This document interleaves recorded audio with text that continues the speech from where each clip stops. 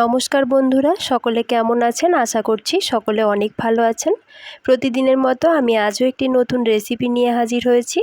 আমি আজ বানাবো গরম তেলে চিড়ে দিয়ে একটি অসাধারণ স্বাদের রেসিপি। তো চলুন রেসিপিটা শুরু করা যাক। আমি প্রথমেই এখানে একটা বড় বাটির 1 বাটি চিড়ে নিয়ে নিয়েছি। চিড়েটা এবার ভালো করে একটু পরিষ্কার করে নেব, কারণ চিড়েতে কিন্তু অনেক নোংরা থাকে।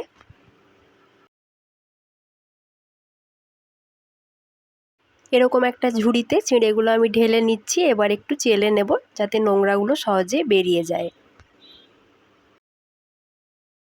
আপনারাও কিন্তু চিড়েটা এভাবে ভালো করে একটু পরিষ্কার করে নেবেন, কারণ চিড়েতে কিন্তু বেশ নোংরা থাকে। আমি এখানে একটা বড় বাটির 1 বাটি চিড়ে নিয়েছি। আপনারা চাইলে তার বেশি বা কম দিয়েও রেসিপিটা কিন্তু বানাতে পারেন। এবারে আমি কড়াতে দিয়ে দিচ্ছি বেশ কিছুটা পরিমাণ সয়াবিন তেল। তেলটা কিন্তু খুব ভালোভাবে গরম হতে দিতে হবে। এবার তেলের ওপর আমি দিয়ে দিচ্ছি 1 মুঠো চিড়ে। চিড়েটা দেবার সময় কিন্তু অবশ্যই লক্ষ্য করবেন যাতে তেলটা খুব ভালোভাবে গরম হয়, তা না হলে কিন্তু চিড়েগুলো একেবারে ফুলবে না। দেখুন আমি 1 মুঠো চিড়ে দিয়েছিলাম, কতটা ফুলে উঠেছে চিড়েটা। এখন আমি আবারও 1 মুঠো চিড়ে দিয়ে আপনাদেরকে দেখাচ্ছি যাতে আপনাদের বুঝতে সুবিধে হয়। দেখুন এই চিড়েটাও কিন্তু আমার ভালোভাবে ভাজা হয়ে গেছে। এবার আমি একটা ছান্তার সাহায্যে তেলটা ভালো করে ঝরিয়ে তুলে নিচ্ছি।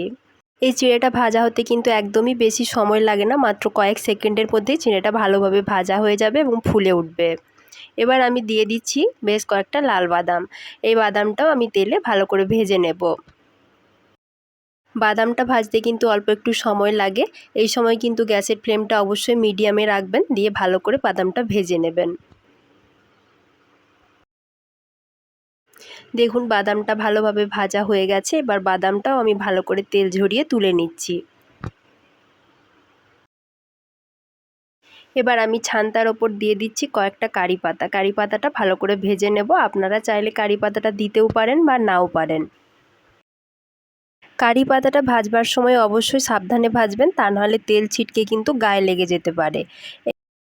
আমার সব কিছু ভাজা হয়ে গেছে। এবার ঝুড়িটা আপনাদেরকে তুলে দেখাচ্ছি। দেখুন একটুও কিন্তু তেল ঝরছে না। এবার আমি সব কিছু ভালো করে মিশিয়ে নেব, তার জন্য একটা প্লেটে ঢেলে নিচ্ছি।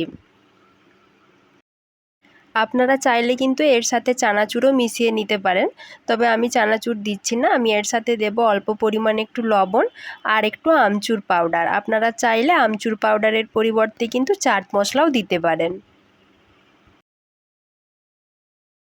এই চিড়ে ভাজাটা কিন্তু আপনারা একবার ভেজে বাড়িতে কিন্তু সংরক্ষণ করে অনেক দিন পর্যন্ত রেখেও দিতে পারবেন।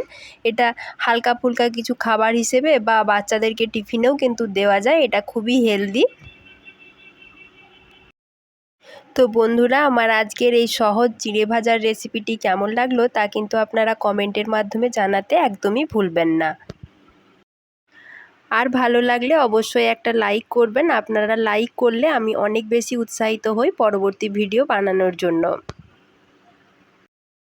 আপনারাও এভাবে বাড়িতে চিড়েটা ভেজে দেখতে পারেন। খেতে কিন্তু বেশ ভালো লাগে, আর অনেক দিন পর্যন্ত এটা আপনারা সংরক্ষণ করেও রাখতে পারবেন। চায়ের সঙ্গে বিকেলে হালকা ফুলকা কিছু খাবার হিসেবেও আপনারা এটা কিন্তু ব্যবহার করতেও পারবেন।